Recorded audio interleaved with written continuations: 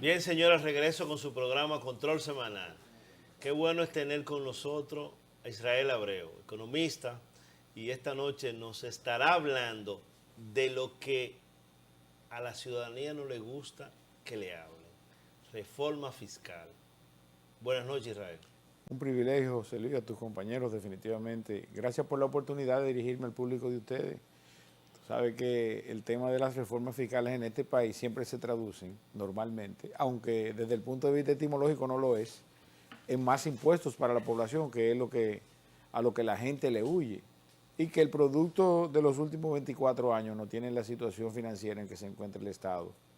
Y que es lo que procuran justificar para este proceso, que todavía no tenemos un documento oficial por parte de este gobierno. Así que gracias por el privilegio.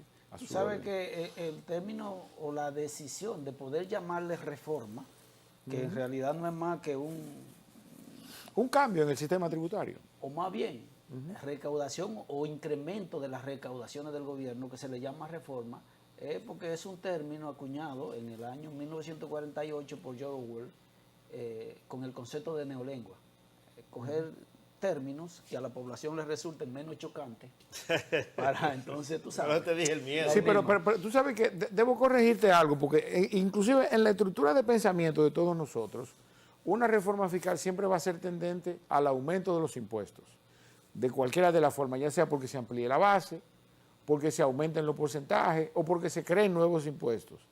Pero no necesariamente, ¿no? Hay historias al respecto, hay historias sobre la reducción de impuestos, la eliminación de otros, con la finalidad de provocar, por ejemplo, que creo que son cosas que se están perdiendo de vista, la competitividad internacional. Claro. Que creo que a mi amigo del Ministerio de Economía, Planificación y Desarrollo, en ocasión de que él no esté totalmente convencido, nos puede afectar desde el punto de vista de lo que es la inversión extranjera, de lo que es la competitividad inclusive interna, porque don Pepín Corripio, con el respeto que me merece, o la familia Vicini, puede decidir o no, en base a sus costos fiscales, mantenerse en República Dominicana o no.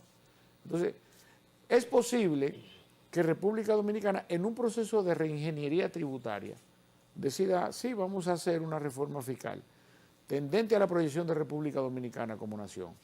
Tú sabes, y que dé como resultado un aumento del capital internacional. Y del flujo económico más bien, porque, escúchame Luis Ventura, ahí es breve, el tema, mi hermano, es que tradicionalmente, y lo que ha vivido todo el mundo que lo conoce, de que tradicionalmente esas reformas fiscales, tú sabes bien claro cuál es, porque bien pudiera ser lo que todo el mundo aquí ahora mismo quisiera que se haga, que haya una compensación en ciertos impuestos con respecto de otros que puede, por ejemplo, provocar esos cambios y ese aumento, por ejemplo, y el nivel de competitividad. Que no solamente sea la clase que siempre es la que se... La clase media, sobre todo, que es la más lesionada. Bueno, pero yo, como no entiendo mucho del tema, pero sí entiendo... Como no entiende de electricidad tampoco. Pero, tú eres terrible. Pero yo creo que debo estar contento contigo de que si el gobierno dominicano se lleva de las indicaciones del ministro de Planificación y Desarrollo, llegaremos a buen puerto. Vámonos a un cambio y venimos de inmediato.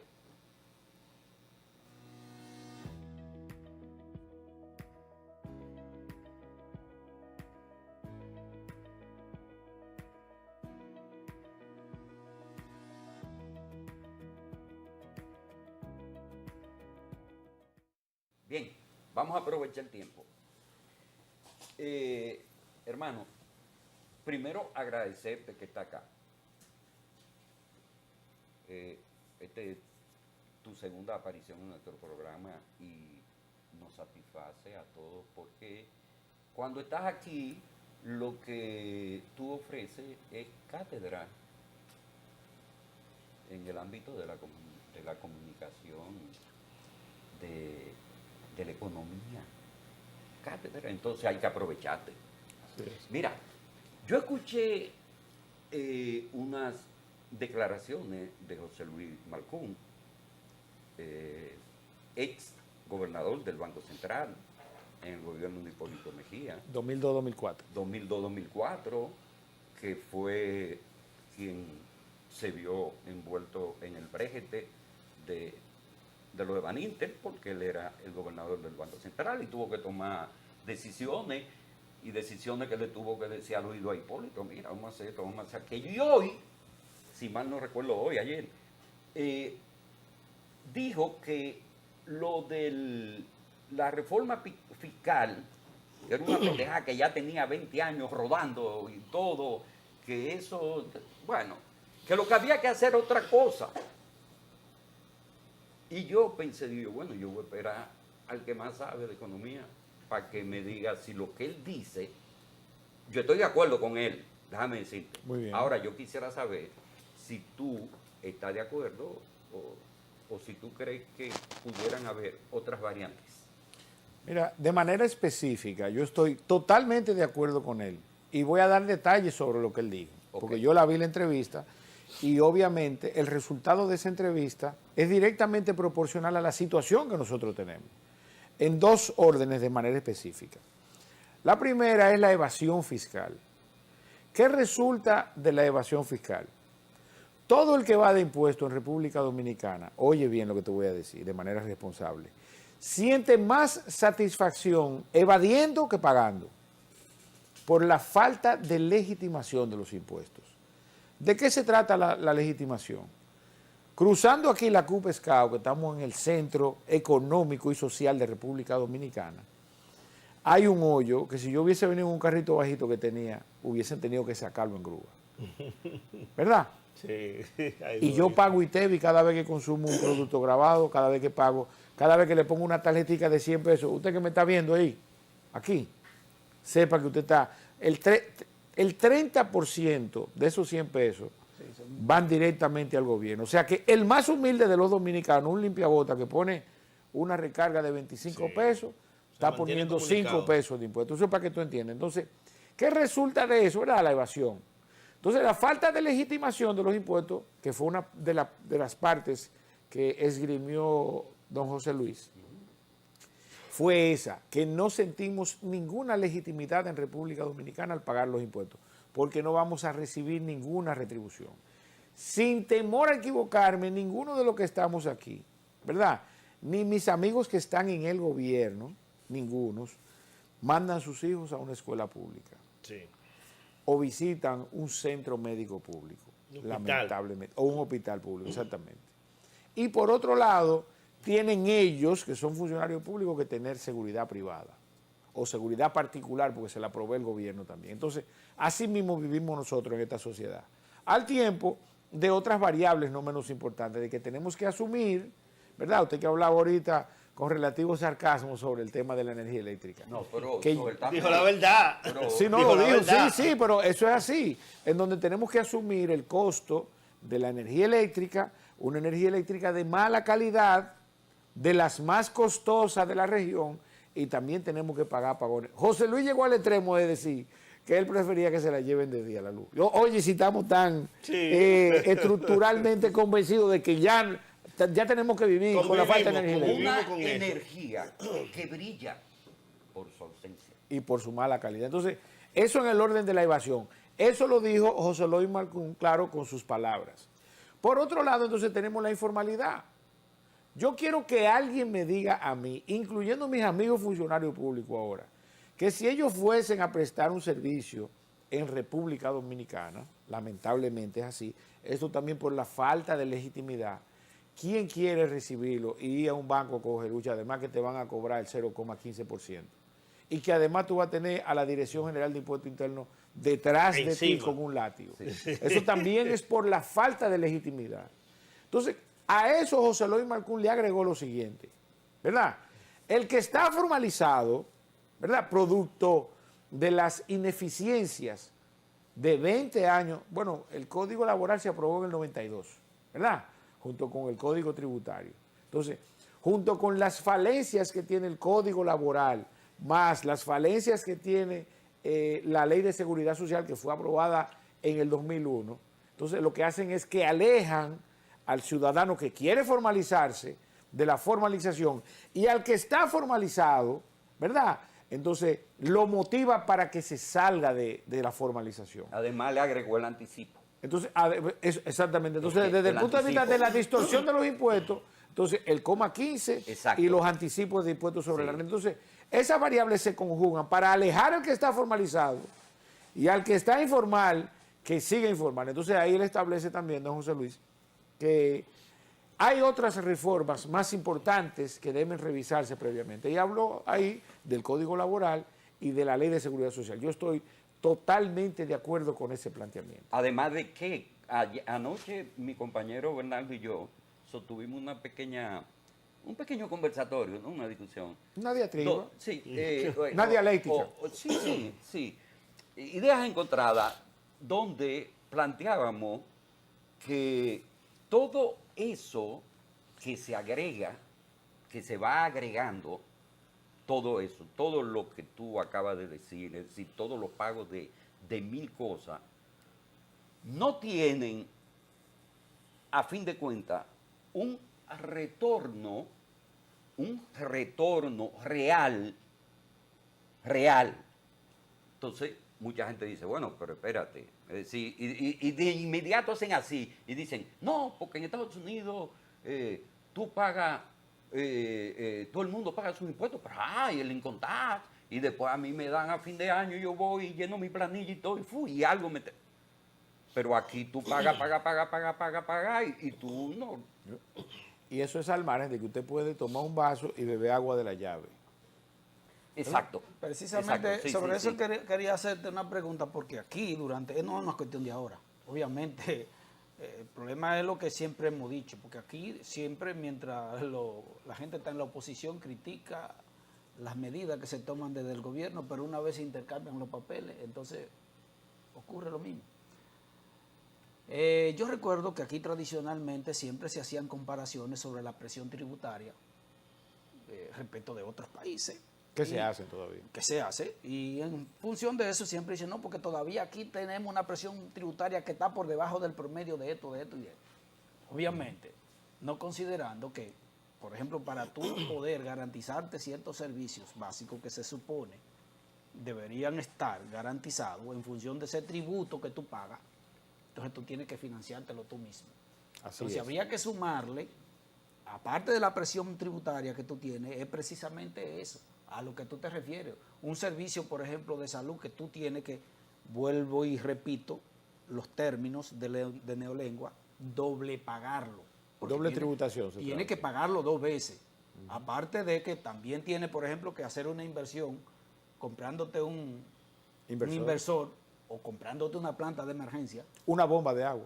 por ejemplo, para suministrarte esos servicios, aparte de otras cuestiones que, en cierto modo, son parte incluso de esa presión tributaria, porque tú estás pagando por un servicio que, en fin, no tiene ningún tipo de retorno. Y cuando esa señora inflación hace así, se Que te no- caramen los hombros. También eso. Que no tiene calidad, pero yo quiero referirme al punto que usted establece. Y sobre todo, porque no lo quiero, no quiero dejarlo como una simple crítica, porque real y efectivamente el resultado de lo que estamos viviendo hoy desde el punto de vista financiero, porque esto no es un problema nacional, no, mentira, esto es un problema financiero, que no tiene nada que ver con la economía nacional. La economía nacional es una cosa y las finanzas públicas son otra. Ahora, el resultado del problema que tenemos ahora es la irresponsabilidad con el que se ha manejado la cosa pública desde el año 2000 hasta el año 2024, pasando por Hipólito Mejía, Leonel Fernández, lo estoy diciendo Danilo. con su nombre, Danilo Medina y en este caso Luis Abinader. ¿El resultado de qué? De que en República Dominicana, ¿verdad?, se hayan acumulado los déficits de esos últimos 24 años, que hoy tienen el patrimonio del Estado en valores en negativo. El Estado Dominicano tiene menos 1.015.000 millones de pesos en sus libros contables, según la Dirección General de Contabilidad Gubernamental. ¿Qué significa eso? Que nosotros tenemos menos de lo que debemos. Imaginémonos esto en números. Nosotros debemos 3 millones y nada más tenemos 2, para que ustedes tengan una idea de la dimensión del problema. Entonces, eso de recapitalizar el Banco Central que No, se ese es un problema que lo voy a explicar, pero, Ok, pero yo perfecto. quiero que estemos claros de eso, de que el resultado de la situación es el manejo irresponsable de la finanza pública y que eso solamente se resuelve estableciendo políticas fiscales que sean claras. La política fiscal, igual que la política monetaria, son parte de la política económica de los estados, porque esas políticas económicas suponen estar por encima de los gobiernos. Es como la transparencia, salvando las distancias, que no necesariamente tú vas a tener el 100% de corrupción resuelta, ¿verdad? Ni vas a tener el 100% de la eficiencia administrativa garantizada, pero por lo menos tienes una línea. Tú tienes que gastar el dinero en las necesidades que previamente en la consulta que se hayan hecho haya decidido el pueblo. Y entonces, en esas políticas fiscales, que no son simples políticas administrativas, no, que deben ser leyes, y en donde los gobiernos, ¿verdad?, no estén por encima de ellos, porque resulta que llegó Hipólito, llegó Leonel, llegó Danilo, llegó Luis, y creen que el Estado es un colmado, en donde ellos lo pueden manejar de manera unilateral desde sus bolsillos, y no es así. Entonces, el ejercicio que yo estoy haciendo de tratar de ir todos los días a decirle a la gente lo que es una reforma fiscal, de que sepan cuál es la situación financiera que tiene el Estado dominicano, que ha sido provocada por la mala gestión financiera de los gobiernos de los últimos 24 años. Se trata de eso para que no solamente lo circunscriban a un tema político, no es así. Entonces, en ese orden, desde mi punto de vista, República Dominicana no necesita que se cree ningún impuesto, ni que se aumenten tasas, ni que se amplíen bases. No es así. Todo lo contrario, una reforma fiscal responsable, ¿verdad? Como decimos, fiscalmente integral, va a revisar en qué estamos gastando. Y si es verdad que Luis no se va a, ya aquí voy a entrar en la materia constitucional, a reelegir, a tratar de modificar la Constitución para reelegirse, ese sería un buen legado. Que él deje, ¿verdad?, las políticas fiscales del manejo de las finanzas públicas claras, que en República Dominicana no se permita tomar dinero prestado para gastos corrientes y que las inversiones que se hagan real y efectivamente tengan un retorno, porque aquí se han hecho inversiones, pero inversiones como la autovía del Coral, que tiene un peaje sobra. ¿Para qué yo quiero eso? Pero eso aparte de la sobrevaluación, ¿verdad? Aparte de la corrupción. Bueno. Así es. Y que se garantice que no va a haber corrupción. Entonces, ¿de qué se trata esto? De que la situación que tenemos nosotros ahora, yo le voy a decir algo, y voy a empezar por el tema de Hipólito Mejía. Ustedes saben la cantidad de dinero que hubo que tomar prestado durante los 4 años de Hipólito Mejía, porque quizás se especula. Yo escuché que usted fue funcionario del gobierno del PRD en esos años, ¿no? Estuvo en el Palacio. Tuvo un trabajito. Ok, pero y escúcheme, yo no quiero comprometerlo tampoco. No. Pero Tú puedes fue preguntarme público. lo que tú Ahora, quieras, Israel. Pregúntame lo que tú quieras. Pero por ejemplo, lo que usted comentó, siendo José Eloy Marcún gobernador del Banco Central, esa quiebra, nosotros estamos pagando desde el año 2003 un déficit de 65,000 millones de pesos, que se ha traducido, ¿verdad?, en que, oigan bien, que por qué que se exige, se pide, vamos a decir, que los intereses que paga el Banco Central, ¿verdad?, los asuma el gobierno. ¿Ustedes saben por qué? Porque cada vez que el Banco Central paga esos intereses es con inorgánico. Entonces tiene que salir a recoger nuevamente. Y eso ¿Por dónde ves esa deuda? Y eso se ha convertido... Al día de hoy, más o menos. Oiga, eso se ha convertido en una bola de nieve. En este momento tiene que estar en los 160,000 millones de pesos. Además de lo que eso implica desde el punto de vista del déficit fiscal. Eso sumado a los intereses que paga el gobierno año tras año en el presupuesto. Oiga bien, si el gobierno lo estuviese pagando del presupuesto, se metería en el 34% del total de los ingresos corrientes. No, de los ingresos corrientes del presupuesto. Ok. Actualmente solamente estamos pagando los intereses de la deuda, que son alrededor de un 25% del presupuesto de alto corriente. Se debe siempre y se va a deber por siempre. Ahora, por ejemplo, una política fiscal seria que República Dominicana, bajo ningún concepto, se pague más de un 7% de interés por concepto De deuda. de intereses. Porque la amortización también es otro problema. Pero no lo decidimos nosotros. Bueno, yo creo, mire, yo ahí debo corregir y le voy a decir por qué. Y aquí voy a hacer un análisis un poco extenso sobre lo primero. Danilo Medina en alguna medida todos supimos que trató de reelegirse en el año 2020. Sí. Y el pueblo no se lo permitió, profesor, teniendo todo, la mayoría en el Congreso, y la otra parte con No lo hicieron, no tomaron la decisión de presentarlo. No, porque por la presión social, por la presión social. Y dije, porque Pompeo dice que llamó, que yo. Oh, pero eso. Luis Abinader, Pero ¿y por qué todos los presidentes siempre quieren reformar la Constitución? es que eso es lo que hay que hacer para poder reelegirse, no hay de otra. Y eso es lo que te va a hacer también, yo lo tengo claro, es el señor, él va a modificar la Constitución para... Porque tú teniendo el salami ahí, ¿qué tú vas a buscar? Yo quería hacerte una preguntita porque la verdad no, Por favor, no creo que tengamos lo mucho que usted tiempo, quiera. pero obviamente la gente que maneja la economía doméstica entiende un concepto más La o menos, microeconomía, muy bien. bueno, más o menos, y claro, ustedes los que son economistas dicen que no, que el manejo de una economía doméstica no es similar a la macroeconomía, que es el concepto que te iba a explicar de John Maynard Keynes, Sí.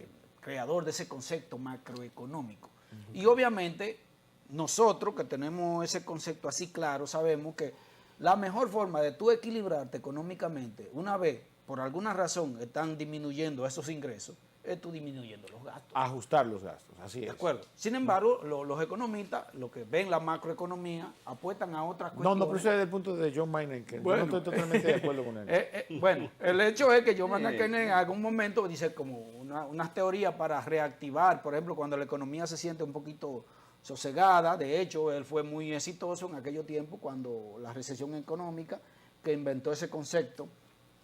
Que incluso... No, y fue promotor del endeudamiento también, Claro. pero el endeudamiento es responsable. Claro, pero desde el punto de vista, él promueve la idea entre los gobiernos que para reactivar la economía y Los generar- gobiernos tienen que gastar. tienen que gastar. Que incluso se recomienda en algunos casos que si hay una carretera, bueno, pues que la desbarate y que la haga de nuevo para reactivar la economía. ¿Tú crees que, por ejemplo, esa política es la que se emplea, por ejemplo, a nivel de los gobiernos locales aquí, que siempre viven desbaratando y haciendo? No, no, eso no necesariamente es así. Yo creo que hay que hacer un híbrido entre lo que establece, por ejemplo, John Maynard Keynes, lo que establece Adam Smith, ¿verdad? Y lo que establecen, por ejemplo, Hayek, Friedrich Hayek de la escuela australiana. Hay que coger 60 escuelas. No, de y, economistas y sumar lo mejor de cada uno, porque vuelvo y le digo, el endeudamiento irresponsable, ¿verdad?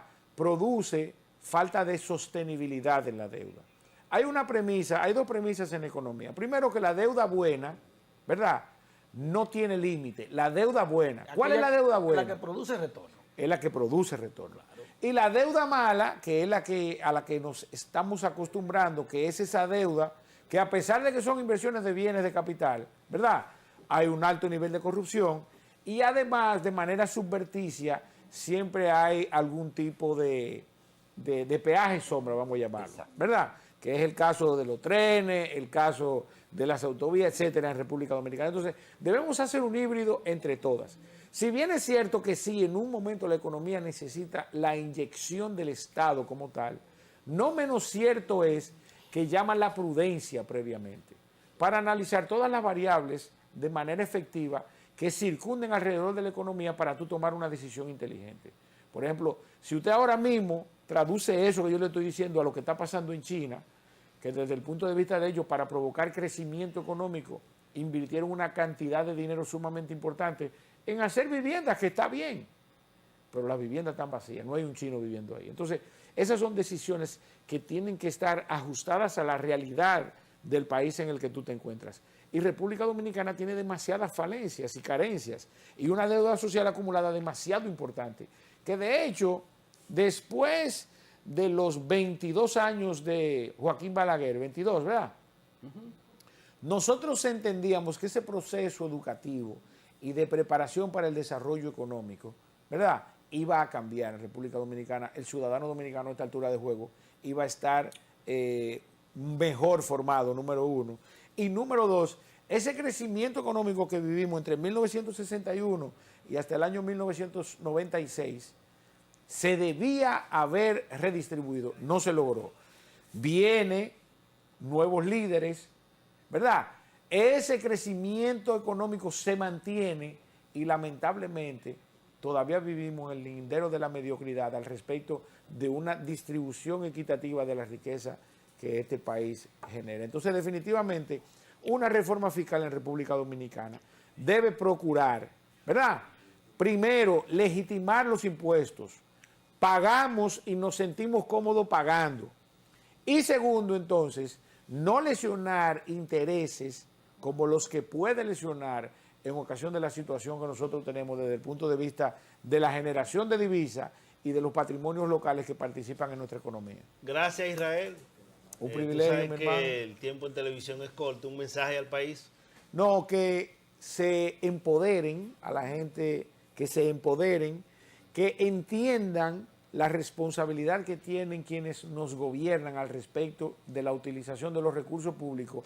Y por muy humilde que usted crea que sea, que no paga impuestos, cada vez que usted pone una tarjeta de 50 pesos, o sea, una recarga, cada vez que usted echa un galón de gasolina, cada vez que usted paga un pasaje, ¿verdad? O cuando usted tiene que recurrir a la compra de un botellón de agua, a pagar la energía eléctrica cara, entre otras necesidades que usted no tiene cubierta, pues entonces usted forma parte importante de la decisión que se va a tomar aquí en los próximos días. Bien. Muchas gracias, Israel.